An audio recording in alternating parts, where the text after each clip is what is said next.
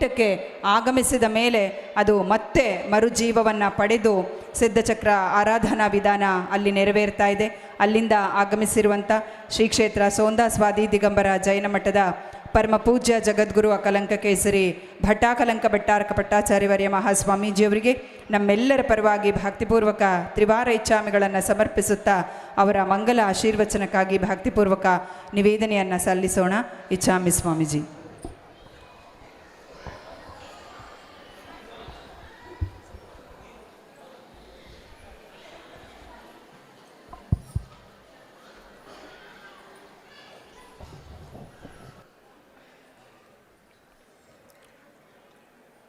ಶ್ರೀಮತ್ ಪರಮಗಂಭೀರ ಸ್ಯಾದ್ವಾದ ಮೋಗಲಾಂಛನಂ ಜಿಯಾತ್ ತ್ರೈಲೋಕ್ಯನಾಥಸ್ಯ ಶಾಸನಂ ಜಿನಶಾಸನಂ ನಮೋ ಅರಿಹಂತಾಣಂ ನಮೋ ಸಿದ್ಧಾಣಂ ನಮೋ ಆಯಿರ್ಯಾಣಂ ನಮೋ ಉವಜ್ಜಾಯಾಣಂ ನಮೋ ಲೋಯಿ ಸವಸಾಹುಣಂ. ಪ್ರಥಮವಾಗಿ ಸಮವಸರಣದ ನಾಯಕರಾಗಿರ್ತಕ್ಕಂಥ 24 ತೀರ್ಥಂಕರರ ಶ್ರೀಪಾದ ಪದ್ಮಗಳಿಗೆ ಭಕ್ತಿಪೂರ್ವಕವಾಗಿ ವಂದಿಸಿ, ಕ್ಷೇತ್ರದ ಮೂಲ ಸ್ವಾಮಿಯಾದ ಆದಿನಾಥ ತೀರ್ಥಂಕರರಿಗೆ ಭಕ್ತಿಪೂರ್ವಕವಾಗಿ ವಂದಿಸಿ, ಆಚಾರ್ಯ ಅಕಲಂಕಾದಿ ಸಮಸ್ತ ಪೂರ್ವಾಚಾರ್ಯರಿಗೆ ವಂದಿಸಿ, ಆಚಾರ್ಯ ಶ್ರೀ ವಿದ್ಯಾಸಾಗರ್ಜಿ ಮಹಾರಾಜರವರಿಗೆ ನಮೋಸ್ತುಗಳನ್ನು ಅರ್ಪಿಸುತ್ತಾ, ಆಚಾರ್ಯ ಶ್ರೀ ಆರ್ಜೋ ಸಾಗರ್ಜಿ ಮಹಾರಾಜರಿಗೆ ನಮೋಸ್ತುಗಳನ್ನು ಅರ್ಪಿಸುತ್ತಾ, ವೇದಿಕೆಯಲ್ಲಿ ದಿವ್ಯ ಅನುಗ್ರಹ ಆಶೀರ್ವಾದವನ್ನು ದಯಪಾಲಿಸಿರ್ತಕ್ಕಂಥ 108 ಮುನಿಶ್ರೀ ವಿದ್ಯಾಸಾಗರ ಮಹಾರಾಜರ ಶ್ರೀಪಾದ ಪದ್ಮಗಳಿಗೆ ನಮೋಸ್ತುಗಳನ್ನು ಅರ್ಪಿಸುತ್ತಾ, ಮಾತಾಜಿಯವರಿಗೆ ಇಚ್ಛಾಮೆಗಳನ್ನು ತಿಳಿಸಿ, ಬಯ್ಯಾಜಿಯವರಿಗೆ ಹಾಗೆ ಎಲ್ಲರಿಗೂ ಕೂಡ ಗೌರವಗಳನ್ನು ತಿಳಿಸ್ತಾ, ಸದ್ಧರ್ಮ ಸಮಸ್ತ ಶ್ರಾವಕ ಶ್ರಾವಕಿ ಧರ್ಮಬಂಧುಗಳೇ, ಹಾವೇರಿ ನಗರ ದಾನಿಗಳ ತವರೂರು ಅಂತ ಹೇಳ್ತಾರೆ. ಕರ್ನಾಟಕ ರಾಜ್ಯದ ಸರ್ಕಾರದ ಒಂದು ವಿಶ್ಲೇಷಣೆ ಪ್ರಕಾರ ಕರ್ನಾಟಕದಲ್ಲಿ ಅತ್ಯಂತ ಶ್ರೀಮಂತವಾಗಿರ್ತಕ್ಕಂಥ ಜಿಲ್ಲೆ ಯಾವುದು ಅಂತ ಹೇಳಿದ್ರೆ ಹಾವೇರಿ ಜಿಲ್ಲೆ ಅಂತ ಹೇಳ್ತಾರೆ. ಅಷ್ಟು ವಿಶೇಷತೆಗಳನ್ನು ಒಳಗೊಂಡಿದೆ. ಹಾಗೆ ಹಾವೇರಿ ಸಂತರ ಶರಣರ ಊರು ಅಂತ ಹೇಳ್ತಾರೆ. ಹಾವೇರಿ ತ್ಯಾಗದ ಪ್ರತೀಕವಾಗಿರ್ತಕ್ಕಂಥ ಊರು ಅಂತ ಹೇಳ್ತಾರೆ. ಹಾವೇರಿ ಕರ್ನಾಟಕದ ಹೃದಯ ಭಾಗ, ಹೃದಯದ ನಾಡಿ ಇಲ್ಲಿಂದನೇ ತುಡಿತಾ ಇರ್ತದೆ ಅಂತ ಹೇಳಿ ತಿಳಿಸ್ತಾರೆ. ಅಷ್ಟು ಮಹೋನ್ನತವಾಗಿರ್ತಕ್ಕಂಥ ವಿಶೇಷತೆಗಳನ್ನು ಒಳಗೊಂಡಿರ್ತಕ್ಕಂಥ ಊರು ಈ ಹಾವೇರಿ ಅಂಥೇಳಿ. ಈ ಹಾವೇರಿ ನಗರದಲ್ಲಿ ಒಂದು ಅತ್ಯಂತ ಪ್ರಾಚೀನ ಬಸದಿ ಇತ್ತು, ಪುರುಜಿನ ಬಸದಿ ಅಂತ, ಪುರುಪರಮೇಶ್ವರ ಅಂತ ಹೇಳ್ತಾರೆ. ನೀವು ಹೇಳ್ತಾರೆ ಜಯ ಪುರುಪರಮೇಶ್ವರ ಸುರನೂತ ಜಯ ಅಂತ. ಆ ಪುರುಪರಮೇಶ್ವರರ ಬಸದಿ ಇದ್ದಿದ್ದು ಈ ಹಾವೇರಿಯಲ್ಲಿನೇ. ಅದಕ್ಕೆ ಪುರಸಿದ್ದೇಶ್ವರ ಅಂತ ಈಗ ಆಗಿದೆ. ಅಂಥ ಆದಿನಾಥ ಸ್ವಾಮಿಗೆ ರಾಜಾದಿರಾಜರು, ಮಹಾಮಂಡಲಿಕರು ಅವರೆಲ್ಲರೂ ಕೂಡ, ಈಗೆಲ್ಲ ನಾವು ದೀಪದಿಂದ ಆರತಿ ಬೆಳಗ್ತೀವಿ, ಕರ್ಪೂರದಿಂದ ಆರತಿ ಬೆಳಗ್ತೀವಿ, ಇತ್ಯಾದಿಗಳಿಂದ ಆರತಿ ಮಾಡ್ತೀವಿ. ಮಹಾರಾಜರು ಬಂದರೆ ನವರತ್ನದ ದೀಪದಿಂದ ಆರತಿ ಮಾಡ್ತಿದ್ರಂತ. ಆ ನವರತ್ನದ ಬೆಳಕು ಅಲ್ಲಿ ಪ್ರಜ್ವಲಿಸ್ತಾ ಇತ್ತು ಅಂತ ಹೇಳ್ತಾರೆ. ಮುತ್ತಿನ ಆರತಿಯಿಂದ ಆ ಭಗವಂತನಿಗೆ ಆರತಿಯನ್ನು ಮಾಡ್ತಿದ್ರಂತೆ. ಮಾಣಿಕ್ಯದ ದೀಪವನ್ನು ಹಚ್ಚಿ ಆ ಭಗವಂತನಿಗೆ ಆರತಿಯನ್ನು ಮಾಡ್ತಿದ್ರಂತೆ. ಅದಕ್ಕೆ ಈ ಒಂದು ಹಾವೇರಿ ನಗರದ ಈಗೇನು ನೇಮಿನಾಥ್ ಬಸ್ತಿ ಇದೆ, ಅದರ ಬಲಭಾಗದಲ್ಲಿ ಒಂದು ಮೂರ್ತಿ ಇದೆ, ತಾವು ನೋಡಿರ್ತೀರ. ಯಾರು ನೋಡಿಲ್ಲ ಅವ್ರು ಇನ್ನೊಂದು ಸರಿ ನೋಡ್ಕೊಂಡು ಹೋಗಿ. ಆ ಜಿನಬಿಂಬದ ಆ ಭಗವಂತನ ಹೆಸರು ಮುತ್ತು ಮಾಣಿಕ ಸ್ವಾಮಿ ಅಂತ ಹೇಳಿ. ಏನು ಹೇಳ್ರಿ? ಮುತ್ತು ಮಾಣಿಕ ಸ್ವಾಮಿ ಅಂತ ಹೇಳಿ. ಆ ಭಗವಂತನ ಮುಖ ನೋಡಿದರೆ ನಿಮಗೆ ಅಷ್ಟು ಸಂತೋಷ ಆಗ್ತದೆ, ಅಷ್ಟು ಖುಷಿ ಆಗ್ತದೆ. ಹಸನ್ಮುಖಿಯಾಗಿರ್ತಕ್ಕಂಥ ಭಗವಂತ, ಅಷ್ಟು ಖುಷಿ ಆಗ್ತದೆ. ಅಂಥ ಒಂದು ಭಗವಂತ ವಿಶೇಷವಾಗಿ ಎಲ್ಲರಿಗೂ ಅನುಗ್ರಹವನ್ನು ಇಲ್ಲಿ ದಯಪಾಲಿಸ್ತಿದ್ದಾರೆ. ಹಾವೇರಿಗೆ ಅತಿ ಪ್ರಾಚೀನವಾಗಿರ್ತಕ್ಕಂಥ ಭಗವಂತನ ವಿಗ್ರಹ ಈ ಒಂದು ಬಸ್ತಿಯಲ್ಲಿ ನಮಗಿವತ್ತಿಗೂ ನೋಡಲಿಕ್ಕೆ ಆಗ್ತದೆ. ಅಂಥ ಭಗವಂತನ ಪಾದಗಳಿಗೆ ಮತ್ತೊಮ್ಮೆ ನಮಿಸಿ, ಆ ಭಗವಂತ ನೆಲೆಸಿರ್ತಕ್ಕಂಥ, ಆ ಭಗವಂತ ನೆಲವೀಡಾಗಿರ್ತಕ್ಕಂಥ ಈ ಹಾವೇರಿಯಲ್ಲಿ ಇವತ್ತು 108 ಮುನಿಶ್ರೀ ವಿದಿಸಾಗರ ಮಹಾರಾಜರ ಚಾತುರ್ಮಾಸ ಇಲ್ಲಿ ತುಂಬ ವಿಶೇಷವಾಗಿ ಸಂಪನ್ನಗೊಂಡಿದೆ. ತದನಂತರ ಮಹಾರಾಜರು ಅನೇಕ ಕಡೆ ವಿಹಾರ ಮಾಡಿಕೊಂಡು ಮತ್ತೆ ಹಾವೇರಿಗೆ ಇಲ್ಲಿಗೆ ಬಂದು ಹಾವೇರಿ ನಗರದಲ್ಲಿ ಪಿಂಚಿ ಪರಿವರ್ತನೆ ಆಗೋದು ಬಾಕಿ ಇದೆ. ಆ ಪಿಂಚಿ ಪರಿವರ್ತನೆ ಕಾರ್ಯಕ್ರಮಗಳು ನಾಳೆ ವಿಧಿವತ್ತಾಗಿ ನೆರವೇರ್ತದೆ ಇದೇ ವೇದಿಕೆಯಲ್ಲಿ. ಅದರ ಪೂರ್ವದಲ್ಲಿ ನಿಮಗೆಲ್ಲರಿಗೂ ಕೂಡ ಮೋಕ್ಷದ ಒಂದು ರಿಸರ್ವೇಷನ್ ಟಿಕೆಟ್ ಕೊಡಿಸ್ಬೇಕು ಅಂಥೇಳಿ ಮಹಾರಾಜರು ಯೋಚನೆ ಮಾಡಿ ನಿಮಗೇನು ಮಾಡಿದರು, ಒಂದು ಟಿಕೆಟ್ ಕೊಡಿಸೋಣ ಎಲ್ಲರಿಗೂ, ರಿಸರ್ವೇಷನ್ ಟಿಕೆಟ್ ಅಂಥೇಳಿ ಇವತ್ತು ಸಿದ್ಧಚಕ್ರ ಆರಾಧನೆಯನ್ನು ಮಾಡ್ತಿದ್ದಾರೆ 8 ದಿನಗಳ ಪ್ರಯುಕ್ತ. ಅಂಥ ಒಂದು ವಿಶೇಷ ಕಾರ್ಯಕ್ರಮ ಹಾವೇರಿಯಲ್ಲಿ ನಡೀತಾ ಇದೆ. ಅನೇಕರು ಪೂಜೆಯನ್ನು ಮಾಡಬೇಕು ಅಂತ ತಿಳಿಸ್ತಾರೆ, ಅನೇಕ ಆಚಾರ್ಯರು ಹೇಳಿದ್ದಾರೆ. ಹಾಗೆ ಜೈನ ಧರ್ಮದ ವಿಶೇಷತೆಯನ್ನು ಅನೇಕ ಆಚಾರ್ಯರು ತಿಳಿಸ್ತಾ ಬಂದಿದ್ದಾರೆ. ಜೈನ ಧರ್ಮದ ವಿಶೇಷಗಳನ್ನು ಹೇಳ್ತಾ ಯಾವ ಜೈನ ಧರ್ಮ ಇದೆ ಈ ಧರ್ಮಕ್ಕೆ ಮತ್ತೊಂದು ಹೆಸರನ್ನು ಕೊಡ್ತಾರೆ. ನೀವೆಲ್ಲರೂ ಕೇಳಿರ್ತೀರಿ, ಸಮೀಚೀನ ಧರ್ಮ ಅಂಥೇಳಿ. ನೀವು ಅನೇಕರಿಗೆ ಸನಾತನ ಧರ್ಮ ಅಂತ ಗೊತ್ತಿದೆ, ಪ್ರಾಚೀನ ಧರ್ಮ. ಅದಕ್ಕಿಂತಲೂ ಪ್ರಾಚೀನವಾಗಿರ್ತಕ್ಕಂಥ ಧರ್ಮದ ಹೆಸರು ಸಮೀಚೀನ ಧರ್ಮ ಅಂಥೇಳಿ ರತ್ನಕರಂಡಕ ಶ್ರಾವಕಾಚಾರದಲ್ಲಿ ಆಚಾರ್ಯರು ತಿಳಿಸ್ತಾರೆ.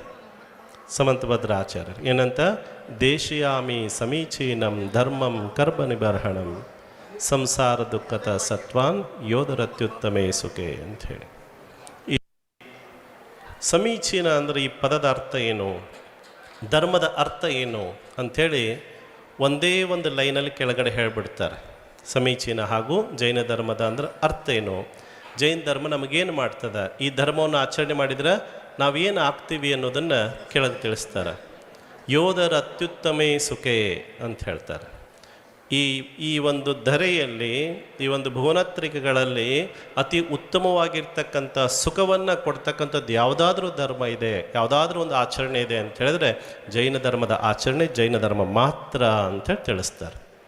ಅಷ್ಟು ಶಕ್ತಿ ಈ ಆಚರಣೆಯಲ್ಲಿದೆ ಅಂತ ಹೇಳ್ತಾರೆ. ಅದಕ್ಕೆ ಅದು ಯಾವ ರೀತಿ ಇರ್ತಕ್ಕಂಥವ್ರನ್ನ ಎಲ್ಲಿ ಕೂರಿಸ್ತದೆ ಅಂತ ಹೇಳ್ತಾರೆ.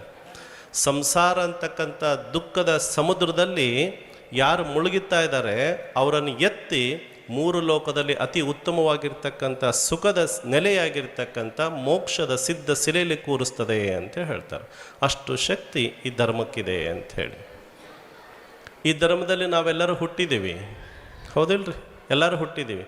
ನಾವೆಲ್ಲರೂ ಭಾಳ, ಈಗ ಸಂಜಯ್ ಪಾಟೀಲ್ ಹೇಳಿದರು, ಬೊಮ್ಮಾಯಿ ಸರ್ ಅವ್ರು ಹೇಳಿದರು, ನೀವೆಲ್ಲ ಭಾಳ, ಮತ್ತು ಅದ ನಂತರ ಮಾತಾಡಿ ತಗೊಂಡು ನೀವೆಲ್ಲ ಭಾಳ ಪುಣ್ಯವಂತರು ಅಂತ ಹೇಳಿದರು.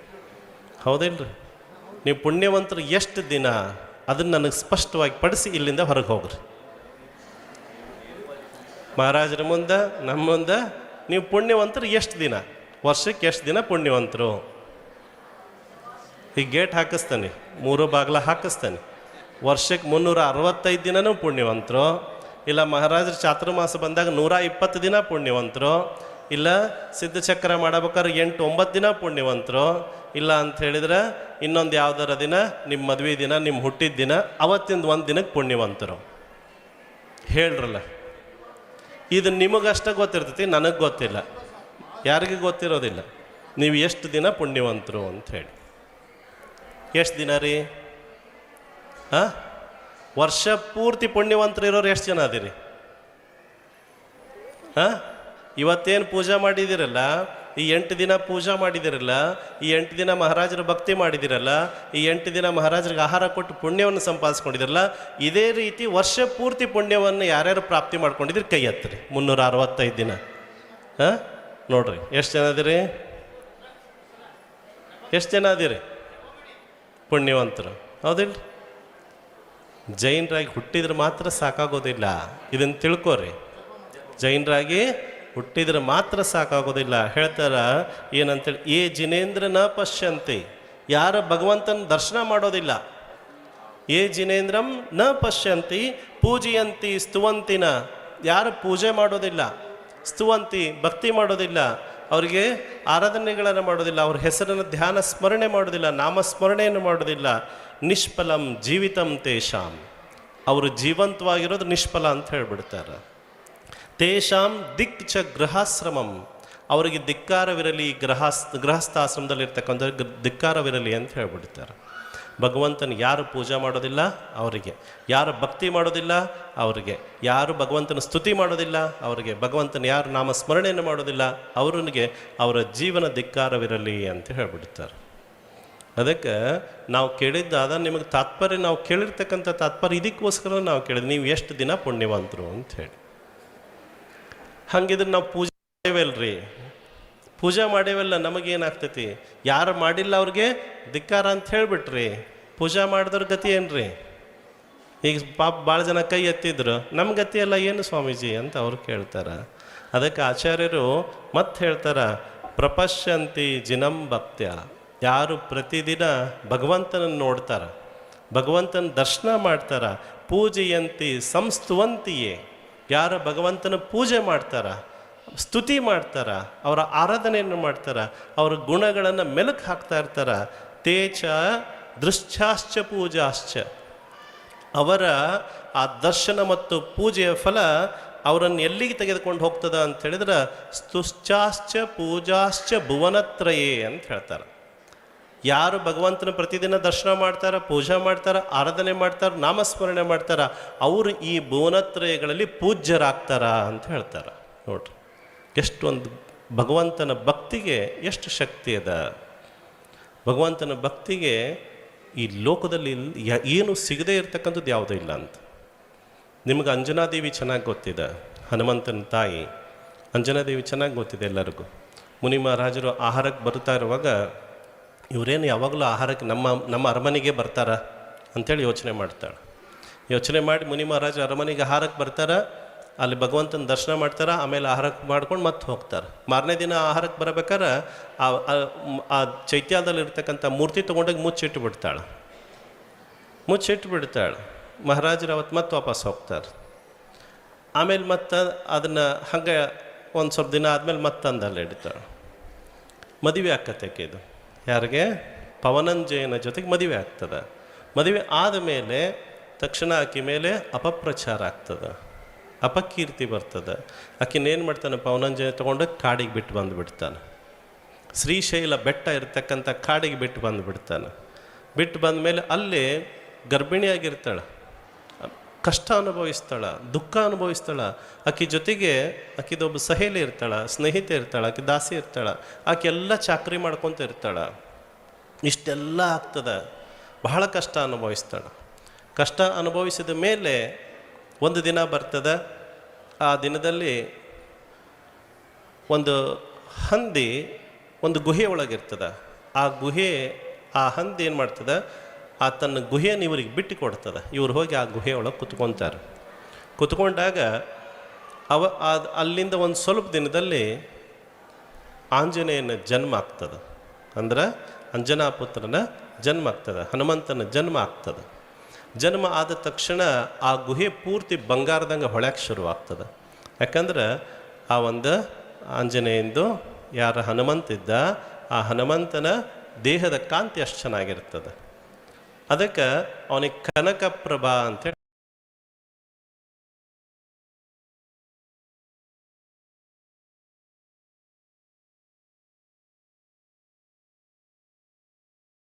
ಹೆಸರಿಡ್ತಾರೆ. ಆ ನಂತರ ಅಲ್ಲಿಂದ ಯಾವ ಬೆಟ್ಟದಲ್ಲಿ ಅವನ ಜನ್ಮ ಆಯ್ತಲ್ಲ, ಅವನ ತಾಯಿ ಏನಂತಾಳ, ಇವನ ಹೆಸರು ಶ್ರೀಶೈಲ ಅಂತ ಇಡ್ತಾರೆ. ಹನುಮಂತನ ಮೊದಲನೇ ಹೆಸರು ಶ್ರೀಶೈಲ, ಆ ನಂತರ ಕನಕಪ್ರಭಾ.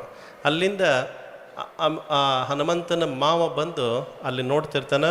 ಅವಾಗ ತಂಗಿನ ಕಂಡು ಹಿಡಿತಾನೆ, ಅವ್ರ ಊರಿಗೆ ಕರ್ಕೊಂಡು ಹೋಗ್ತಾನೆ.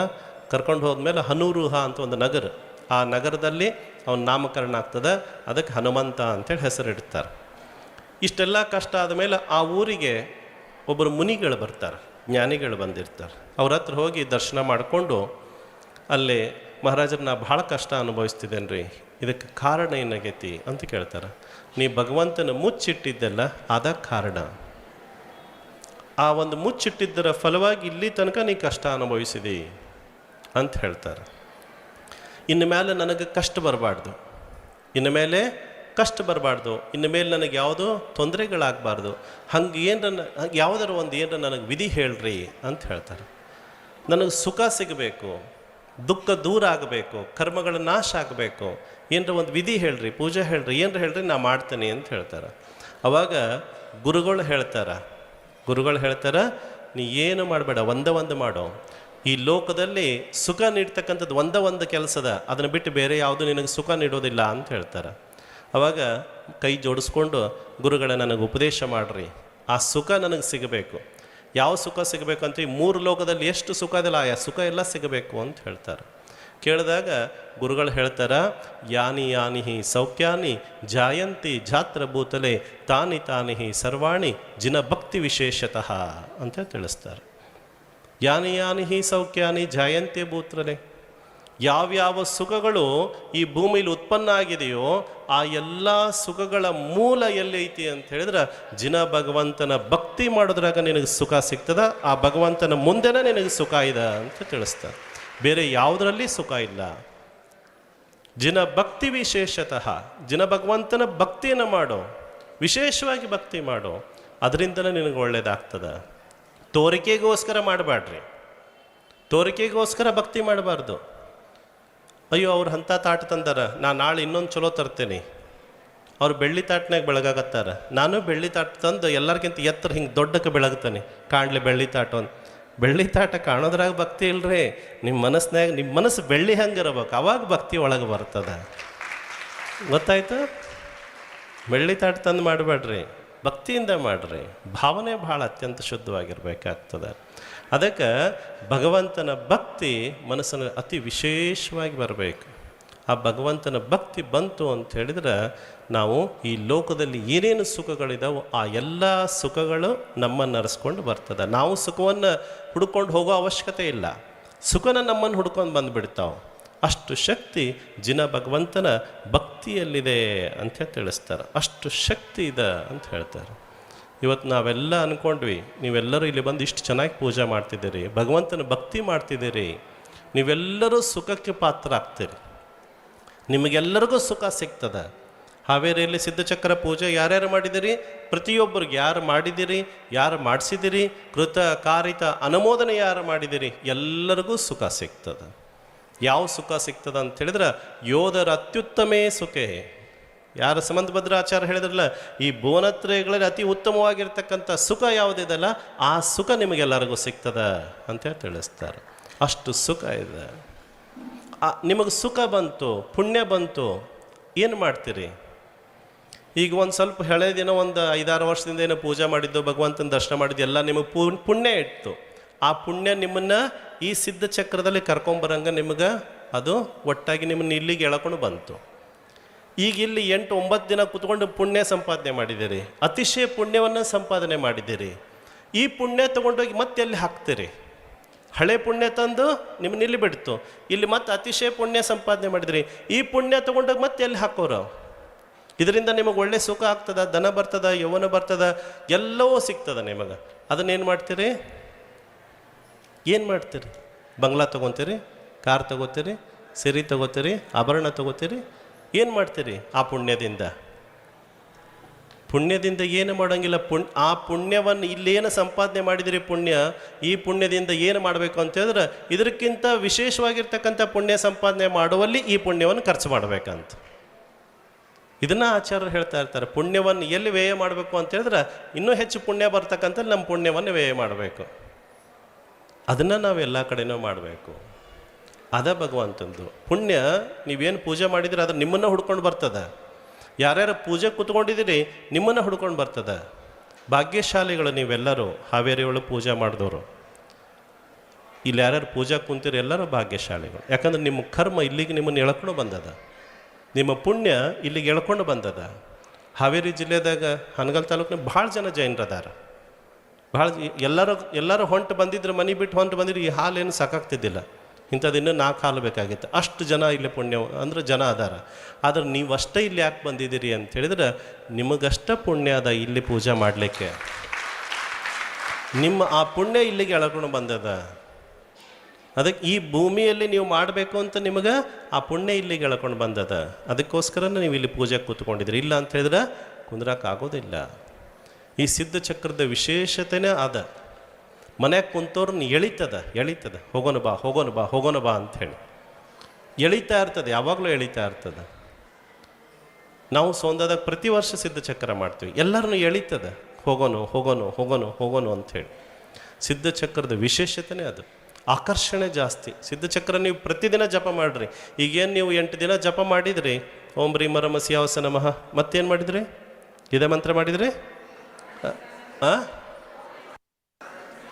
ಓಂ ರೀ ಮನಹಾತ ಪರಾಕ್ರಮ ಸಿದ್ಧ ಚಕ್ರ ಸಿದ್ಧ ಪರಮೇಶ್ವರಿ ನಮಃ. ಏನು ಜಪ ಮಾಡಿದಿರಲ್ಲ ಇದನ್ನು ಪ್ರತಿದಿನ ಮಾಡಬೇಕು. ಬರೀ 8 ದಿನ 9 ದಿನಕ್ಕೆ ಆಯ್ತಪ್ಪ ಒಬ್ಬಿಟ್ರಪ್ಪ ಉಸ್ಸಪ್ಪ ಅಂಥೇಳಿ ಹೋಗಿ ಹಾಸು ತೊಗೊಂಡು ಮಕ್ಕೊಳೋದಲ್ಲ. ಏನು ಮಾಡಬೇಕು? ಪ್ರತಿದಿನ ಸಿದ್ಧರ ಭಕ್ತಿ ನಮ್ಮ ಮನಸ್ಸಿನಲ್ಲಿರಬೇಕು. ಪ್ರತಿದಿನ ಆ ಜಪವನ್ನು ನೀವು ಮಾಡಬೇಕು. ಯಾವಾಗ ಎಷ್ಟು ದಿನ ನೀವು ಜಪ ಮಾಡ್ತಿರಲ್ಲ ಅಷ್ಟು ದಿನ ಆ ಮಂಡಲ ನಿಮ್ಮ ಕಣ್ಣು ತುಂಬ ಬರ್ತದೆ. ಎಷ್ಟು ದಿನ ನೀವು ಎಲ್ಲಿ ತನಕ ಜಪ ಮಾಡ್ತಿರ್ತೀರಿ, ಇಲ್ಲಿ ನಡೆದಿರ್ತಕ್ಕಂಥ ಆರಾಧನೆಯ ಫಲ ನಿಮ್ಮ ಸುತ್ತುತ್ತಾ ಇರ್ತದೆ. ಆ ಶುಭ ಮಾರ್ಗಣಗಳು ನಿಮ್ಮ ಆತ್ಮಕ್ಕೆ ಅಂಟಿಕೋತಾ ಇರ್ತದೆ. ಆ ಶುಭ ಕರ್ಮಗಳು ನಿಮ್ಮ ಆತ್ಮನಿಗೆ ಅಂಟಿಕೋತಾ ಇರ್ತದೆ. ಈ ಸಿದ್ಧ ಚಕ್ರ ನಮ್ಮ ಜೈನ ಸಮಾಜದಲ್ಲಿ, ನಮ್ಮ ಜೈನದಲ್ಲಿ ಅತ್ಯಂತ ಉತ್ಕೃಷ್ಟವಾಗಿರ್ತಕ್ಕಂಥ ಆರಾಧನೆ. ಈ ಒಂದು ಆರಾಧನೆ ಮಾಡಿದರೆ ಸಾಕು, ನಿಮಗೆ ಒಂದು ಆರಾಧನೆ ಮಾಡಿದರೆ ಸಾಕು. 5 6 ಆರಾಧನೆ ಮಾಡಿದಷ್ಟು ಪುಣ್ಯ ಬರ್ತದೆ. ಇದರಲ್ಲಿ ಚತುಷ್ಷಷ್ಠಿ ವೃದ್ಧಿ ಆರಾಧನೆ ಮಾಡಿರ್ತಕ್ಕಂಥ ಪುಣ್ಯ ಬರ್ತದೆ. ಕರ್ಮದಹನ ಆರಾಧನೆ ಮಾಡಿರ್ತಕ್ಕಂಥ ಪುಣ್ಯ ಬರ್ತದೆ. ಪರಮೇಷ್ಠಿ ಆರಾಧನೆ ಮಾಡಿರ್ತಕ್ಕಂಥ ಪುಣ್ಯ ಬರ್ತದೆ. ಹಾಗೆ ಸಹಸ್ರನಾಮ ವಿಧಾನ ಮಾಡಿರ್ತಕ್ಕಂಥ ಪುಣ್ಯ ಬರ್ತದೆ. ಒಂದೊಂದು ಆರಾಧನೆ, ಒಂದೊಂದು ವಲಯದ ನೀವೇನೇನು ಮಾಡ್ಕೊಂಡು ಹೋಗ್ತೀರಿ ಅದು ಒಂದೊಂದು ಆರಾಧನೆ ಬರ್ತಾ ಇರ್ತದೆ. 7ನೇ ವಲಯದಾಗ ನೀವು ಏನು ಪೂಜೆ ಮಾಡ್ತೀರಿ? ಪಂಚಪರಮೇಷ್ಠಿದು. 8ನೇ ವಲಯದಾಗ ಏನು ಪೂಜೆ ಮಾಡ್ತೀರಿ? ಸಹಸ್ರನಾಮದ್ದು, ಹೌದಿಲ್ಲ? ಆಮೇಲೆ ಕರ್ಮದಾನ ವಿಧಾನ ಮಾಡ್ತೀರಿ. ಆಮೇಲೆ ನೀವು 4ನೇ ವಿಧಾನದಾಗ ಏನು ಮಾಡ್ತೀರಿ? 4ನೇ ವಲಯದಾಗ ಚತುಷ್ಷಷ್ಠಿ ವೃದ್ಧಿ ಮಾಡ್ತೀರಿ, ಹೌದಿಲ್ಲ? ಒಂದೊಂದರಲ್ಲಿ ಒಂದೊಂದು ಆರಾಧನೆಗಳು ಬರ್ತಾ ಇರ್ತದೆ. ನೀವು ಇದನ್ನು ಒಂದೇ ಮಾಡಿದರೆ ಸಾಕು, ಎಲ್ಲ ಪುಣ್ಯಗಳು ನಿಮ್ಮನ್ನು ಹುಡುಕೊಂಡು ಬರ್ತದೆ. ಅಷ್ಟು ಶಕ್ತಿ ಸಿದ್ಧ ಚಕ್ರಕ್ಕೆ ಇರ್ತದೆ. ಸಿದ್ಧ ಚಕ್ರ ಯಾರು ಮಾಡ್ತಾರ ಅವರಿಗೆ ಕುಲದ ಕೀರ್ತಿಯನ್ನು ಈ ಲೋಕದಲ್ಲಿ ಹರಡಿಸ್ತಕ್ಕಂಥ ಉತ್ತಮವಾಗಿರ್ತಕ್ಕಂಥ ಪುತ್ರ ಆ ಕೀರ್ತಿಯನ್ನು ಹಬ್ಬಿಸ್ತಾನ ಅಂತ ಹೇಳ್ತಾರೆ. ಅಷ್ಟು ಶಕ್ತಿ ಇದಕ್ಕದ ಅಂತ ಹೇಳ್ತಾರೆ. 8, 16, 32, 64, 122, ಆಮೇಲೆ 250 ಹಿಂಗೆ ಹೆಚ್ಚಾಕ್ಕೊಂತ ಹೋಗ್ತದೆ. ಇವತ್ತು ಮಾಡಿದ್ದು ನಾಳೆ ಡಬಲ್ ಆಗ್ತದೆ, ನಾಳೆ ಮಾಡಿದ್ದು ನಾಡ್ದ ಡಬಲ್ ಆಗ್ತದೆ, ನಾಡ್ದು ಮಾಡಿದ್ದು ಅದಕ್ಕೆ ಅಚ್ಚೆ ನಾಡ್ದ ಡಬಲ್ ಆಗ್ತದೆ. ಹಿಂಗೆ ಡಬಲ್ ಹಾಕ್ಕೊಂತ ಹೋಗ್ತಾ ಇರ್ತದೆ. ನಿಮ್ಮ ಪುಣ್ಯನೂ ಡಬಲ್ ಹಾಕ್ಕೊಂತ ಹೋಗ್ತದೆ. ಹಂಗನ ನಿಮಗೆ ಸುಖನೂ ಡಬಲ್ ಸಿಕ್ಕೊಂತ ಹೋಗ್ತದೆ. ಅಷ್ಟು ಶಕ್ತಿ ಈ ಸಿದ್ಧ ಚಕ್ರ ಆರಾಧನೆಯಲ್ಲಿದೆ. ಅದರಲ್ಲೂ ಕೂಡ ಮುನಿ ಶ್ರೀ ವಿದಿತ್ ಸಾಗರ ಮಹಾರಾಜರ ಪಾವನ ಸಾನ್ನಿಧ್ಯದಲ್ಲಿ ಈ ಒಂದು ಆರಾಧನೆ ತಾವೆಲ್ಲರೂ ಮಾಡ್ತಿದ್ದೀರಿ. ಪ್ರತಿಷ್ಠಾಚಾರ್ಯರು ತುಂಬ ಸುಂದರವಾಗಿ ಅದರ ಅರ್ಥಗಳನ್ನು ತಿಳಿಸ್ತಾ ಆರಾಧನೆಯನ್ನು ಮಾಡ್ತಾ ಇದ್ದಾರೆ. ಅಷ್ಟು ವಿಶೇಷವಾಗಿರ್ತಕ್ಕಂಥ ವಿಧಾನ. ಏನ ಮಾಡಿದರೂ ಅರ್ಥ ತಿಳ್ಕೊಂಡು ಮಾಡ್ರಿ. ಅರ್ಥ ತಿಳಿದಂಗೆ ಮಾಡಿದ್ರಿ ಅಂತ ಹೇಳಿದ್ರೆ ಸ್ವಾಹ ಸ್ವಾಹ ಸ್ವಾಹ ಅಂತ ಹಾಕ್ಕೊಂತಿದ್ರೆ ನಿಮಗೇನು ಫಲ ಬರ್ತದೆ? ಏನು ಬರೋದಿಲ್ಲ. ನಾಳೆ ಏನರ ಪೂಜೆ ಮಾಡಬೇಕಿದ್ರೆ ಆ ಪುಸ್ತಕ ತೆಗೆದು ಇವತ್ತು ಓದ್ರಿ, ನಾಳೆ ಏನೇನು ನಾವು ಪೂಜೆ ಮಾಡ್ತಿದ್ದೀವಿ ಅಂದಾಗ ಆ ಮಂತ್ರ ಹೇಳಿದಾಗ ನಿಮಗೆ ತಾನಾಗಿ ಗೊತ್ತಾಗಿ ಬಿಡ್ತದೆ. ಈ ಅರ್ಘ್ಯ ಈ ಒಂದು ಗುಣಕ್ಕಾಗಿ ನಾವು ಇಡ್ತಾ ಇದ್ದೀವಿ, ಈ ಒಂದು ಕರ್ಮ ನಾಶ ಮಾಡಿದ್ದಕ್ಕಾಗಿ ಇಡ್ತಾ ಇದ್ದೀವಿ, ಈ ಒಂದು ಗುಣ ಪ್ರಾಪ್ತಿ ಮಾಡ್ಕೊಂಡಿದ್ದಕ್ಕಾಗಿ ಇಡ್ತಾ ಇದ್ದೀವಿ. ಈ ರೀತಿ ಅರ್ಥವನ್ನು ತಿಳ್ಕೊಂಡು ಮಾಡಿದ್ರಿ ಅಂತ ಹೇಳಿದ್ರೆ ನಿಮಗೆ ಸಂಪೂರ್ಣ ಪೂಜೆಯ ಫಲ ಸಿಗ್ತದೆ. ಅಷ್ಟು ಶಕ್ತಿ ಇದೆ. ನಾವು ಹೇಳ್ತಿದ್ವಿ ನಿಮ್ಮನ್ನು ಈ ಸಿದ್ಧಚಕ್ರ ಎಳ್ಕೊಂಡು ಬಂದದ ಅಂಥೇಳಿ. ಈ ಸಿದ್ಧಚಕ್ರದ ಪುಣ್ಯ ನಿಮಗೆ ಸೇರ್ತದೆ, ಬೇರೆ ಯಾರಿಗೂ ಸೇರೋದಿಲ್ಲ. ಯಾರ್ಯಾರು ಇಲ್ಲಿ ಪೂಜೆ ಮಾಡಿದಿರಲ್ಲ ನಿಮಗೆಲ್ಲರೂ ಪುಣ್ಯ ಸಿಗ್ತದೆ, ಬೇರೆ ಯಾರಿಗೂ ಹೋಗೋದಿಲ್ಲ. ಎಷ್ಟು ಜನ ಮಾಡಿದ್ದೀರಿ? ಭಾಳ ಜನ ಬಂದಿದ್ದಾರೆ, ಹೌದಿಲ್ಲ? ದಿನ 1000 ಜನ ಬಂದು ಹೋಗಿದ್ದಾರೆ, ಭಾಳ ಜನ ಮಾಡಿದ್ದೀರಿ. ಅನೇಕರು ಬಂದು ನಮ್ಮ ಹತ್ರ ಕೇಳ್ತಾರೆ, ಸ್ವಾಮೀಜಿ ನಾ ಪೂಜೆ ಮಾಡೇನಿ ರೀ, ನಮ್ಮ ಯಜಮಾನ್ರು ನಮಗೆಲ್ಲರಿಗೂ ಸುಖ ಆಕತ್ತಲ್ರಿ ಅಂತ. ನೀವು ಮಾಡಿದ್ರೆ ನಿಮಗೆ ಸುಖ ಆಕತಿ.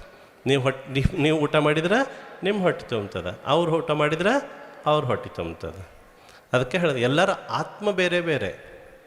ನೀವು ಇರ್ಬೋದು, ನೀವು ಗಂಡ ಹೆಂಡತಿ ಇರ್ಬೋದು, ಅಣ್ಣ ತಮ್ಮ ಇರ್ಬೋದು, ಅಕ್ಕ ತಂಗಿ ಇರ್ಬೋದು, ನಿಮ್ಮ ಜೀವನ ಇರ್ಬೋದು, ಆದಿರ್ಬೋದು. 7 ಜನ್ಮಕ್ಕೂ ಅವನ್ನ ಕಟ್ಕೊತೀರಿ, 8 ಜನ್ಮಕ್ಕೂ ನೀವು ಅವ್ನಿಗೆ ಹೆಣ್ತೀರಿ. ಏನರ ಇರ್ರಿ, ಆದ್ರೆ 8 ಕರ್ಮ ಆತ್ಮಗ ಬೇರೆ ಬೇರೆನ. 8 ಕರ್ಮ ನಿಮ್ಮದು ನೀವೇ ಕಮ್ಮಿ ಮಾಡ್ಕೋಬೇಕು, ಅವ್ರದ್ದು ಅವರ ಕಮ್ಮಿ ಮಾಡ್ಕೋಬೇಕು. ನೀವಿಲ್ಲಿ ಪೂಜೆ ಮಾಡಿದರೆ ಫಲ ನಿಮ್ಮ ಆತ್ಮನಿಗೆ ಬಂದು ಸೇರ್ತದೆ, ಬಿಟ್ಟರೆ ಬೇರೆ ಯಾರಿಗೂ ಹೋಗೋದಿಲ್ಲ. ಒಂದು 500 ಹಸು ಇದಾವೆ ಅಂತ ತಿಳ್ಕೊಟ್ರಿ, ಆಕಳ 500 ಹಸು ಇದಾವೆ. ಒಂದು ಹತ್ರ ಕಟ್ಟಿ ಹಾಕಿದ್ದಾರೆ, ಒಂದು ಹತ್ರ ಇಟ್ಟಿದ್ದಾರೆ, ಒಂದು ಗ್ರೌಂಡ್ನಾಗ ಬಿಟ್ಟಿದ್ದಾರೆ. ಒಂದು ಆಕಳ ಕರ ಹೊರಗಡೆಯಿಂದ ಬಂತು. ಬಂದು ಅದು ಎಲ್ಲಿ ಹೋಗ್ತೈತಿ? ಯಾರ ಹತ್ರ ಹೋಗ್ತೈತಿ? ಯಾರ ಹತ್ರ ಹೋಗ್ತದೆ? ಬೇರೆ ಆಕಳದ ಹತ್ರ ಹೋಗ್ತದ, ಇಲ್ಲ ಅದರ ತಾಯಿ ಹತ್ರ ಹೋಗ್ತದ? 500 ಇರ್ತಾವಲ್ಲ, ಹಾಂ, ಅಲ್ಲೇ ಹೋಗ್ಕತಿಲ್ಲ. 500 ಕರ ಅದಾವ. ಹೌದಾ? ಒಂದು ಆಕಳ ಹೊರಗಡೆಯಿಂದ ಬಂದ್ರೆ ಅದ್ರ ಕರದ ಹತ್ರ ಹೋಗತ್ತೆ, ಇನ್ನು ಎಲ್ಲ ಕರದ ಹತ್ರ ಹೋಗತ್ತೆ. ಎಲ್ಲಿ ಹೋಗತ್ತೆ? ಅದ್ರ ಹತ್ರನ ಹೋಗ್ತದೆ, ಬೇರೆ ಎಲ್ಲಿ ಹೋಗೋದಿಲ್ಲ. ಹಂಗೆ ಕರ್ಮ, ನೀವು ಮಾಡಿದ್ರ ಕರ್ಮದ ಫಲ ನಿಮಗೆ ಫಲ ಸಿಗ್ತದೆ, ಬಿಟ್ಟರೆ ಬೇರೆ ಯಾರಿಗೂ ಸಿಗೋದಿಲ್ಲ. ಕರ್ಮ ಸಾಂಖ್ಯದಲ್ಲಿ ತಿಳಿಸ್ತಾರೆ, ಬಹಳ ಸುಂದರವಾಗಿ ತಿಳಿಸ್ತಾರೆ. ಯಸ್ಮಾಚ ಏನಚ ಯಥಾಚ ಯಥಾಚ ಯಚ್ಚ ಯಾವಚ್ಚ ಯತ್ರ ಚ ಶುಭ ಅಶುಭ ಆತ್ಮನ ಕರ್ಮ ತಸ್ಮಾಚ ತೇನಚ ತಥಾಚ ತಥಾಚ ತಚ್ಚ ತಾವಚ್ಚ ತತ್ರ ಚ ವಿಧಾತೃವಶಾಮುಪೈತಿ. ನಾವು ಯಾವ ರೀತಿ, ಯಾವುದಕ್ಕೋಸ್ಕರ, ಏತಕ್ಕಾಗಿ, ಯಾವ ಕಾರಣಕ್ಕೋಸ್ಕರ, ಎಲ್ಲೆ, ಹೆಂಗೆ ನಾವು ಶುಭ ಅಶುಭ ಕೆಲಸಗಳನ್ನು ಮಾಡ್ತೀವಿ, ಅದೇ ರೀತಿ ತಸ್ಮಾಚ, ಅದೇ ರೀತಿ ಅದೇ ಆತ್ಮ ಹಾಗೆಯೇ ಅದೇ ಪ್ರಕಾರವಾಗಿ ಯಾತಕ್ಕೋಸ್ಕರ ಮಾಡ್ದ, ಎಲ್ಲಿ ಮಾಡ್ದ, ಹೆಂಗೆ ಮಾಡ್ದ, ವಿಧಾತೃ ವಶಾಮುಪೈತಿ. ಅದರ ಫಲವನ್ನು ಆ ವಿಧಾತೃ ಯಾರು ಮಾಡಿರ್ತಾರ ಅವ ಅನುಭವಿಸಿಯೇ ಅನುಭವಿಸ್ತಾನ. ಇದು ಬೇರೆ ಯಾರಿಗೆ ಹೋಗೋದಿಲ್ಲ ಅಂತ ಕರ್ಮ ಸಾಂಖ್ಯದಲ್ಲಿ ನೇರವಾಗಿ ತಿಳಿಸಿದ್ದಾರೆ, ಸ್ಪಷ್ಟವಾಗಿ. ನೀ ಮಾಡಿದ್ರೆ ಅದರ ಪುಣ್ಯ ನಿನಗೆ ಸಿಗ್ತದ, ನೀ ಕೆಟ್ಟದ್ದು ಮಾಡಿದ್ರೆ ಅದರ ಪಾಪ ನಿನಗೆ ಸೇರ್ತದ ಅಂಥೇಳಿ. ಕನ್ನಡದಾಗ ಒಂದು ಗಾದೆ ಮಾತಿದೆ, ಮಾಡಿದ್ದುಣ್ಣು ಮಹಾರಾಯ ಅಂಥೇಳಿ. ಹೌದಿಲ್ಲ? ಮಾಡಿದ್ದುಣ್ಣು ಮಹಾರಾಯ ಅಂತ ಗಾದೆ ಮಾತು ಎಲ್ಲರೂ ಕೇಳಿರಿ, ಹೌದಿಲ್ಲ? ನಿಮ್ಮ ಹೆಂಡ್ತಿ ಏನು ರೊಟ್ಟಿ ಬಡ್ದಿರ್ತಾರ, ಇಲ್ಲ ಪಲ್ಯ ಮಾಡಿರ್ತಾರ, ಅದನ್ನು ಊಟ ಮಾಡು ಅಂತ ಅವ್ರು ಹೇಳಿಲ್ಲ. ಮಾಡಿದ್ದುಣ್ಣು ಮಹಾರಾಯ ಅಂದ್ರೇನು? ಅವ್ರು ಅಡುಗೆ ಮಾಡಿದ್ದ ಊಟ ಮಾಡು ಅಂತ ಅವ್ರು ಹೇಳಿಲ್ಲ. ನೀನೇನು ಹಿಂದೆ ಕರ್ಮ ಮಾಡಿದಿ, ಕೆಲಸ ಮಾಡಿದಿ, ಅದರ ಫಲವನ್ನು ನೀನೇ ಉಣಬೇಕು ಅಂತ ಹೇಳಿದ್ದಾರೆ. ನಿಮ್ಮ ಮನೆಯವ್ರು ಅಡುಗೆ ಉಣ್ಣು ಅಂತ ಯಾರು ಹೇಳಿಲ್ಲ. ಇದನ್ನು ಯಾರ್ಯಾರು ಹೇಳ್ತಾರೆ, ಗಾದಿ ಒಳಗೆ ಮಾಡಿದ್ದು ಉಣ್ಣು ಮಹಾರಾಯ ಅಂತಾರೆ, ನೀನೇನು ನಾ ಮಾಡೇನಿ ನೀವು ಉಣ್ಣಾಕೊಲ್ಲಲ್ಲ ಅಂಥೇಳಿ. ಹಂಗಲ್ಲ ಅದು. ನೀನು ಹಿಂದೆ 1 ವರ್ಷದ ಹಿಂದೆ, ಇಲ್ಲ 5 ದಿನದ ಹಿಂದೆ, 1 ದಿನದಿಂದ, 1 ತಾಸಿನಿಂದ ಹಿಂದಿನ ಭಾವದಲ್ಲಿ ನೀನೇನು ಮಾಡಿದ್ದಿದೆ ಅದರ ಊಟನ ಯಾರು ಮಾಡಬೇಕು, ಅದರ ಫಲ ಯಾರು ಆಚರಣೆ ಮಾಡಬೇಕು, ಅನುಭವಿಸ್ಬೇಕು? ನೀನೇ ಮಾಡಬೇಕು. ಅದನ್ನು ತಿಳಿಸ್ತಾ ಇರ್ತಾರೆ.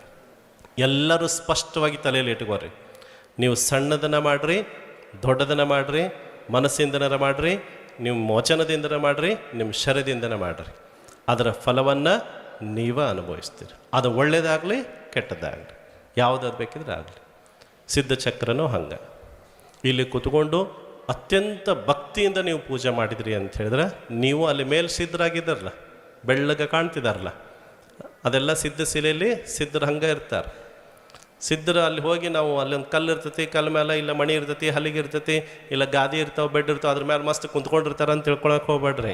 ಸಿದ್ಧ ಶಿಲೆ ಇದೇ ರೀತಿನೇ ಇರ್ತದೆ, ಅದೇ ರೀತಿನ ಜೋತಾಡ್ಕೊಂತ ಇರ್ತಾರೆ. ಯಾರು? ಸಿದ್ಧ ಪರಮೇಷ್ಠಿಗಳು. ಸಿದ್ಧ ಪರಮೇಷ್ಠಿಗಳು ಹಂಗೆ ಇರ್ತಾರೆ. ಲಟಕ್ತೆ ರಹತೆ ಅಂತಾರೆ, ಅಂದ್ರೆ ಆ ಸಿದ್ಧ ಶಿಲೆಗೆ ಹಿಂಗೆ ಅಂಟ್ಕೊಂಡಿರ್ತಾರೆ ಅಂತವ್ರು, ಜೊತಾಡ್ತಿರ್ತಾರ ಅಂತ ಹೇಳ್ತಾರೆ. ಆದ್ರೆ ಅವರವರ ಆ ಪ್ರಮಾಣದಲ್ಲಿ ಅವ್ರು ಮಸ್ತ್ ಇರ್ತಾರೆ. ಅನಂತ ಸಿದ್ಧರಿದ್ದಾರೆ. ಅವರೆಲ್ಲರೂ ಕೂಡ ಒಂದು ಕ್ಷಣದ ಯಾವ ಸುಖವನ್ನು ಅನುಭವಿಸ್ತಿದಾರಲ್ಲ, ಚಕ್ರವರ್ತಿಯ ಸುಖ, ಅಹಮೀಂದ್ರನ ಸುಖ, ಆಮೇಲೆ ಈ 3 ಲೋಕದಲ್ಲಿ ಉತ್ಕೃಷ್ಟ ತೀರ್ಥಂಕರ ಸುಖ ಏನಿರ್ತದೆ, ಆ ಸುಖವನ್ನು ಅವರು ಒಂದು ಕ್ಷಣದಲ್ಲಿ ಅನುಭವಿಸ್ತಾರ ಅಂತ ಹೇಳ್ತಾರೆ. ಅಷ್ಟು ಸುಖದ ನೆಲೆಯನ್ನು ಅವರು ಕೂತ್ಕೊಂಡಿದ್ದಾರೆ. ನಾವೆಲ್ಲರೂ ಇಲ್ಲೆಲ್ಲ ಕೂತಿದ್ದೀವಿ, ನಾವೆಲ್ಲರೂ ಸಿದ್ಧತ್ವದ ಬೀಜ. ನಮ್ಮಲ್ಲಿ ನಮಗೆಲ್ಲರಿಗೂ ಸಿದ್ಧರಾಗ್ತಕ್ಕಂಥ ಶಕ್ತಿ ಇದೆ. ಆದ್ರೆ ಆ ಬೀಜಕ್ಕೆ ನಾವು ಸ್ವಲ್ಪ ನೀರು ಹಾಕಬೇಕು, ಬೀಜಕ್ಕೆ ಸ್ವಲ್ಪ ಮಣ್ಣು ಹಾಕಬೇಕು, ಬೀಜಕ್ಕೆ ಸ್ವಲ್ಪ ಗೊಬ್ಬರ ಹಾಕಬೇಕು. ಅವಾಗನ ಆ ಬೀಜ ಬೆಳೆದು ಹಣ್ಣಾಗಿ ಹೀಚಾಗಿ ಫಲ ಕೊಡ್ತದೆ. ಹಂಗೆ ನಮ್ಮ ಆತ್ಮಕ್ಕೆ ನಾವು ಸ್ವಲ್ಪ ಸಂಯಮ ಹಾಕಬೇಕು, ಅಹಿಂಸೆ ಹಾಕಬೇಕು, ಆಮೇಲೆ ವ್ರತ ನಿಯಮ ಹಾಕಬೇಕು, ತಪಸ್ ಮಾಡಬೇಕು. ಅವಾಗನ ನಮ್ಮ ಆತ್ಮ ಸಿದ್ಧತ್ವ ಆಗ್ತದೆ. ಇಲ್ಲ ಅಂತ ಹೇಳಿದ್ರೆ ನಾವು ಇಲ್ಲೇ ಹುಟ್ಟುತ್ತವಿ, ಎಲ್ಲೇ ಹಾವೇರಾಗ ಹುಟ್ಟುತ್ತೀವಿ, ಇಲ್ಲ ನಿಮ್ಮ ಊರಾಗ ಹುಟ್ತೀರಿ, ಮತ್ತೆ ಮರಣ ಆಗ್ತದೆ, ಮತ್ತೆ ಹುಟ್ತೀರಿ, ಮತ್ತೆ ಮರಣ ಆಗ್ತದೆ, ಮತ್ತು ಇಂಥ ಸಿದ್ಧಚಕ್ರ ನಾವು ಮಾಡ್ತೀವಿ, ನೀವು ಮಾಡ್ತೀರಿ, ಮಹಾರಾಜರು ಮಾಡ್ತಾರೆ, ಮತ್ತೇನಾಗ್ತದೆ? ಪೂಜೆ ಮಾಡು ಬೆಳಗು, ಪೂಜೆ ಮಾಡು ಬೆಳಗು ಅಂತಿದ್ರೆ ಸಾಕಾಗೋದಿಲ್ಲ. ತಪಸ್ಸು ಮಾಡಿ ಕರ್ಮವನ್ನು ಕಳ್ಕೊಂಡ್ರೆ ಮಾತ್ರ ಪೂಜೆಯ ಫಲ ನಮಗೆಲ್ಲರಿಗೂ ಸಿಗ್ತದೆ ಅಂತಕ್ಕಂಥದ್ದನ್ನು ತಾವೆಲ್ಲರೂ ಗಮನದಲ್ಲಿ ಇಟ್ಕೋಬೇಕು. ನಮಗೂ ಕೂಡ ಇವತ್ತು ಬಂದು ಸಿದ್ಧಚಕ್ರ ಆ ಮಂಡಲ ನೋಡೋದೇ ಒಂದು ಖುಷಿ, ಆ ಮಂಡಲ ಸುತ್ತಿ ಬರೋದೇ ಒಂದು ಖುಷಿ. ಆ ಮಂಡಲ ಸುತ್ತಿ ಬಂದ್ವಿ ಅಂತ ಹೇಳಿದ್ರೆ ನಮ್ಮಲ್ಲಿರ್ತಕ್ಕಂಥ ಕರ್ಮಗಳು ನಾಶ ಆಗ್ತಾ ಇರ್ತದೆ. ಭಕ್ತಿಯಿಂದ ನಾವು ಒಂದ್ಸರಿ ನಮಸ್ಕಾರ ಮಾಡಿದ್ವಿ ಅಂತ ಹೇಳಿದ್ರೆ ಕರ್ಮಗಳೆಲ್ಲವೂ ನಾಶ ಆಗ್ತದೆ. ಅಷ್ಟು ಶಕ್ತಿ ಆ ಒಂದು ಮಂಡಲಕ್ಕೆ ಇರ್ತದೆ. ಆ ಚಕ್ರ ಅಂತ ಹೇಳಿದ್ರೆ ಸುತ್ಕೊಂತಿರ್ತದೆ, ನಮ್ಮಲ್ಲಿರ್ತಕ್ಕಂಥ ಕರ್ಮಗಳನ್ನು ಹೊಡೆದು ಹಾಕ್ತಾ ಇರ್ತದೆ. ಅಷ್ಟು ಶಕ್ತಿ ಆ ಚಕ್ರಕ್ಕಿದೆ, ಸಿದ್ಧ ಚಕ್ರಕ್ಕಿದೆ. ಆ ಒಂದು ಸಿದ್ಧರ ನಾವೆಲ್ಲರೂ ಕೂಡ ಸಿದ್ಧರಾಗ್ತಕ್ಕಂಥದ್ದು ನಮ್ಮ ಧ್ಯೇಯ. ನಮ್ಮ ಪರಮ ಉತ್ಕೃಷ್ಟ ಭಾವನೆ ಏನು, ಪರಮ ಕರ್ತವ್ಯ ಏನು ಅಂತ ಹೇಳಿದ್ರೆ ಸಿದ್ಧರಾಗಬೇಕು ಅಂತಕ್ಕಂಥದ್ದು ನಮಗಿರಬೇಕು. ಇಂಥ ಒಂದು ಬೃಹತ್ ಸಿದ್ಧಚಕ್ರ ಆರಾಧನಾ ಮಹಾಮಹೋತ್ಸವವನ್ನು ಕರ್ನಾಟಕದ ಹೃದಯ ಭಾಗವಾಗಿರ್ತಕ್ಕಂಥ ಹಾವೇರಿ ನಗರದಲ್ಲಿ ಇವತ್ತು ಅತ್ಯಂತ ಸುಂದರವಾಗಿ 8 ದಿನಗಳ ಕಾಲ ತಾವೆಲ್ಲರೂ ಇಲ್ಲಿ ನಿರ್ವಿಘ್ನವಾಗಿ ನೆರವೇರಿಸ್ಕೊಂಡು ಬರ್ತಾ ಇದ್ದೀರಿ. ತುಂಬ ಸಂತೋಷ ಆಯಿತು.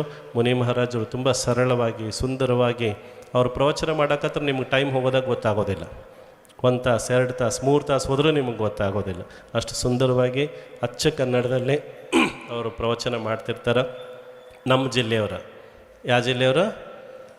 ನಮ್ಮ ಜಿಲ್ಲೆಯವರು, ಹಾವೇರಿಯವರು ಅಂತ ಕೈ ಹೊಡಿಬೇಡ್ರಿ, ಚಪ್ಪಾಳೆ ತಟ್ಟಬೇಡ್ರಿ. ಉತ್ತರ ಕನ್ನಡ ನಮ್ಮ ಕಾರವಾರ ಜಿಲ್ಲೆದವರು. ಅವರ ಜನ್ಮಸ್ಥಾನ ಕಾರವಾರ ಜಿಲ್ಲೆಯವರು. ನಾವು ಇಲ್ಲಿಂದ ಅಲ್ಲಿಗೆ ಹೋಗಿವಿ. ಈಗ ಅವರು ಅಲ್ಲಿಂದ ಇಲ್ಲಿಗೆ ಬಂದಾರ. ನಮ್ಮ ಜನ್ಮಸ್ಥಾನಕ್ಕೆ ಅವರು ಬಂದಾರ, ಅವ್ರ ಜನ್ಮಸ್ಥಾನದಾಗ ನಾವಿದ್ದೀವಿ. ಯಾವಾಗ ಮಹಾರಾಜರು ದೀಕ್ಷೆ ತಗೋಬೇಕು ಅಂಥೇಳಿ ಅವರು ಮನೆಯಿಂದ ಆಚಾರ್ಯ ಶ್ರೀಗಳ ಹತ್ರ ಹೋಗ್ತಿದ್ರು. ನಾವು ಅವಾಗ ಕರಾವಳಿ ಭಾಗದಾಗ ಆ ಕಡೆ ಇದ್ವಿ. ನಮಗೆ ಗೊತ್ತಾಯಿತು. ಅವ್ರು ಸಾಯಂಕಾಲ ಮಧ್ಯಾಹ್ನ ನಮಗೆ ಸೂಚನೆ ಬಂತು, ಹೀಗೆ ವಿಧಿಸಾಗರ ಅವಾಗ ಬಯ್ಯಾಜಿ ಇದ್ದರು.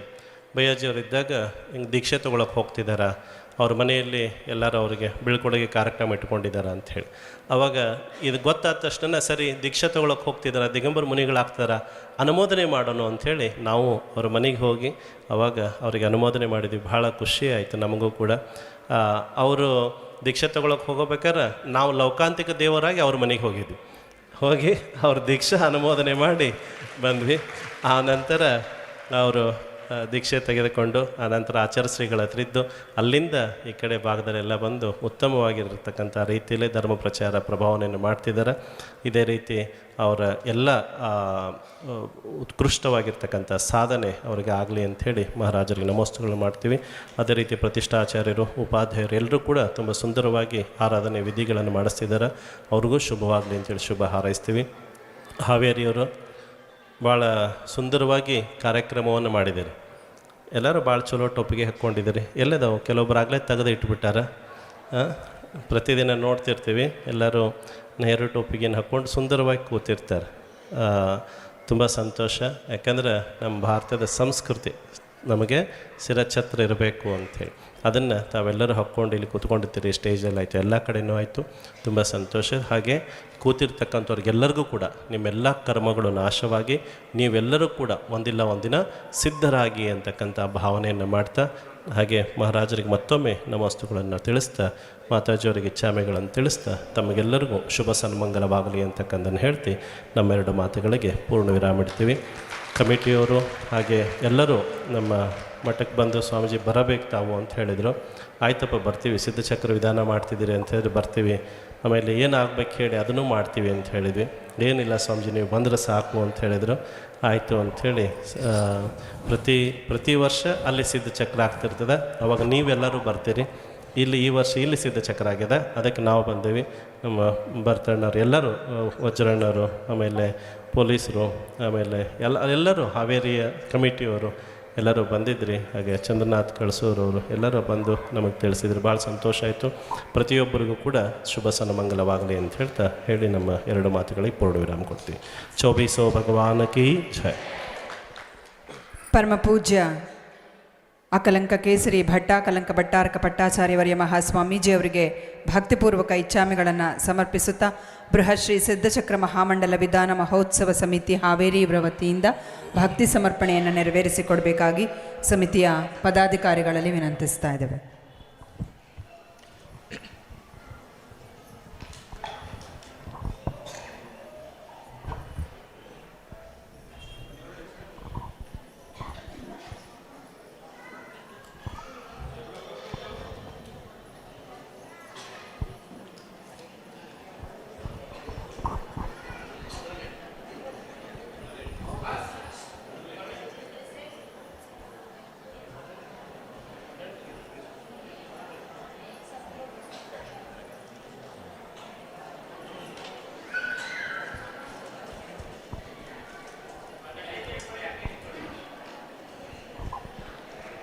ಶ್ರೀ ಕ್ಷೇತ್ರ ಸೋಂದಾ ಸ್ವಾದಿ ದಿಗಂಬರ ಜೈನ ಮಠದ ಪರಮಪೂಜ್ಯ ಜಗದ್ಗುರು ಅಕಲಂಕ ಕೇಸರಿ ಭಟ್ಟಾಕಲಂಕ ಭಟ್ಟಾರಕ ಪಟ್ಟಾಚಾರ್ಯವರ್ಯ ಮಹಾಸ್ವಾಮೀಜಿಯವರು ಈ ದಿವಸದ ನಮ್ಮ ಸಮಾರೋಪ ಸಮಾರಂಭದ ಪಾವನ ಸಾನ್ನಿಧ್ಯವನ್ನು ದಯಪಾಲಿಸಿ ಮಂಗಲ ಆಶೀರ್ವಚನವನ್ನು ಕೂಡ ನೀಡಿದ್ದಾರೆ. ಅವರಿಗೆ ಹಾವೇರಿಯ ಸಿದ್ಧಚಕ್ರ ಮಹಾಮಂಡಲ ವಿಧಾನ ಮಹೋತ್ಸವ ಸಮಿತಿ ವತಿಯಿಂದ ಭಕ್ತಿಪೂರ್ವಕವಾಗಿ ಇಚ್ಛಾಮೆಗಳೊಂದಿಗೆ ಅವರಿಗೆ ಭಕ್ತಿ ಸಮರ್ಪಣೆಯನ್ನು ನೆರವೇರಿಸಲಾಗಿದೆ. ಇದೀಗ ಸಂತ ಶಿರೋಮಣಿ ಆಚಾರ್ಯ ಗುರುವರ್ ಶ್ರೀ ವಿದ್ಯಾಸಾಗರಜಿ ಮಹಾರಾಜರ ಪರಮ ಶಿಷ್ಯರಾದಂಥ ಪರಮ ಪೂಜ್ಯ ಆಚಾರ್ಯ ಮುನಿಶ್ರೀ ಅಜ್ಜಬಸಾಗರಜಿ ಮಹಾರಾಜರ ಪ್ರಭಾವಕ ಶಿಷ್ಯರಾದಂಥ ಚರ್ಯಾ ಶಿರೋಮಣಿ ಮುನಿಶ್ರೀ 108 ವಿದಿತ ಸಾಗರಜಿ ಮಹಾರಾಜರಿಗೆ ನಮ್ಮೆಲ್ಲರ ಪರವಾಗಿ ತ್ರಿವಾರ ಭಕ್ತಿಪೂರ್ವಕ ನಮೋಸ್ತುಗಳನ್ನು ಸಮರ್ಪಿಸುತ್ತಾ ಮಹಾರಾಜರ ಮಂಗಲ ಪ್ರವಚನಕ್ಕಾಗಿ ಭಕ್ತಿಪೂರ್ವಕ ನಿವೇದನೆಯನ್ನು ಸಲ್ಲಿಸೋಣ. ನಮೋಸ್ತು ಮಹಾರಾಜಿ.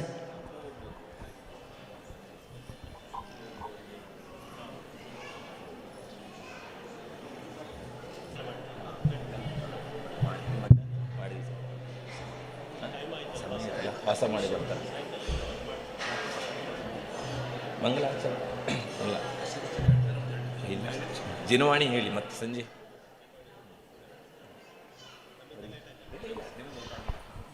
ಮಹಾರಾಜರ ನಿಮ್ಮೆಲ್ಲರ ಕಾಳಜಿ ಮಹಾರಾಜರಿಗೆ ವಾಸದಕ್ಕೋಸ್ಕರ ಅಂದರೆ ವಾಸ ತಪ್ತದ ಅದಕ್ಕೆ ಆಗಬಾರ್ದು ಅಂತ ತಿಳ್ಕೊಂಡು ಚರ್ಚೆ ಮಾಡಿಕೊಂಡು ನಿರ್ಣಯಕ್ಕೆ ಬಂದರಕ್ಕೆ ಪ್ರವಚನ ಆಮೇಲೆ ತಗೊಳ್ಳೋಣ.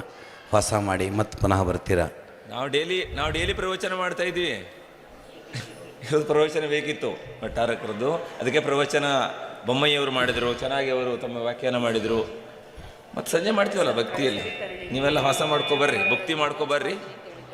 ನಾವು ಸಹ ಪ್ರತಿಕ್ರಮಣ ಮಾಡ್ತೀವಿ, ಪ್ರತಿಕ್ರಮಣ ಇದೆ. ದಯಮಾಡಿ ವಜ್ರಕುಮಾರ್ ಅವರು ದಯಮಾಡಿ ವೇದಿಕೆಗೆ ಆಗಮಿಸಬೇಕು. ಕಳಸ ವಿತರಣೆಯ ಮಾಹಿತಿಯನ್ನು ನಮ್ಮ ವ್ರತಿಕರಿಗೆ ತಿಳಿಸಬೇಕಿದೆ. ಅವರೀಗ ಈ ಸಮಾರಂಭದಲ್ಲೇ ವಿತರಣೆ ಮಾಡ್ತೀವಿ ಅಂತ ಹೇಳಿದ್ರು. ದಯಮಾಡಿ ವಜ್ರಕುಮಾರ್ ಅವರು ವೇದಿಕೆಗೆ ಆಗಮಿಸಿ ಮಾಹಿತಿಯನ್ನು ನೀಡಬೇಕು. ಹೇಳಿ ಭಕ್ತಿ ಆನಂದ ಕೊಡೋಣ ಅಂತೇಳಿ ಬಂದಿದ್ರು.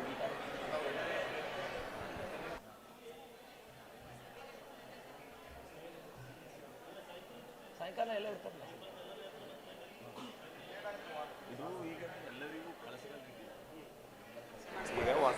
ಹಲೋ, ಈಗ ನೋಡಿ ಮಹಾರಾಜರ ಪ್ರವಚನ ಯಾಕೆ ಬಿಟ್ಕೊಡ್ತಾ ಇದ್ದಾರೆ ಅಂತಂದರೆ ನಿಮ್ಮೆಲ್ಲರೂ ವಾಸ ತಪ್ಪಬಾರ್ದು, ಸಮಯ ಲೇಟ್ ಆಯ್ತು ಅಂದ್ರೆ ಇದಾಗ್ತದೆ. ಪುನಃ ಭಕ್ತಿ ಸಮಯದಲ್ಲಿ ಏನೋ ಕಳಸ ವಿತರಣೆ ಕಾರ್ಯಕ್ರಮ ಇದೆ, ಮಹಾರಾಜರು ಇರ್ತಾರ, ಭಟ್ಟಾರಕರು ಕೂಡ ಸಹ ಇಲ್ಲಿ ಇರ್ತಾರ. ಕನಸು ತಾವು ಇರ್ತೀರಲ್ವಾ? ಹಾಂ ಇರ್ತಾರೆ, ಅವರು ಇರ್ತಾರಂತೆ. ಅದಕ್ಕೋಸ್ಕರ ಈಗ ನಿಮ್ಗೆ ವಾಸಕ್ಕೋಸ್ಕರ ಬಿಡುವು ಮಾಡಿ ಅಂತ ಸೂಚನೆ ಕೊಡ್ತಾ ಇದ್ದಾರೆ. ಅದಕ್ಕೋಸ್ಕರ ತಾವು ಎಲ್ಲರಿಗೂ ವಾಸಕ್ಕೋಸ್ಕರ ಬಿಡುಗಡೆ ಎಲ್ಲೇ ಒಂದೇ ಮಾತಿನಲ್ಲೇ ತುಂಬು. ಇವತ್ತೇನು ಸನ್ಮಾನ್ಯ ಮಾಜಿ ಮುಖ್ಯಮಂತ್ರಿಗಳಾಗಿರ್ತಕ್ಕಂಥ ಬಸವರಾಜ ಬೊಮ್ಮಾಯಿಯವರು ಬಂದಿದ್ದರು, ಹಾಗೂ ಎಲ್ಲ ಶಾಸಕರು, ಮಾಜಿ ಶಾಸಕರು ಬಂದಿದ್ದರು, ವೇದಿಕೆಯ ಮೇಲೆ ಗಣ್ಯ ಬಂದಿದ್ದರು. ಅವರಿಗೆಲ್ಲರಿಗೂ ಕೂಡ ಒಂದೇ ಮಾತಿನಲ್ಲಿ ತುಂಬು ಹೃದಯದ ಹಾರ್ದಿಕ ಧನ್ಯವಾದಗಳನ್ನು ಅರ್ಪಿಸಿ ಜಿನವಾಣಿ ಸ್ತುತಿಯನ್ನು ಮಾಡಲಾಗ್ತಾ ಇದೆ. प्रभु देव तुम्हारे पवित्र मुख से निसृत जो शीतलवाणी, जग जन मन के मल को धोती अत कहाती जिनवानी। जयवंतो माँ जग में तब तक जब तक सूरज चांद रहे, शीश नवाते कर्म हरो माँ, अब तक हम विषयांध रहे, अब ना हम विषयांध रहे। जिनवानी माता की 9 ಸಲ ನಮೋಕಾರ ಮಹಾಮಂತ್ರ ಜಪ ಮಾಡಿರಿ ಎಲ್ಲರೂ.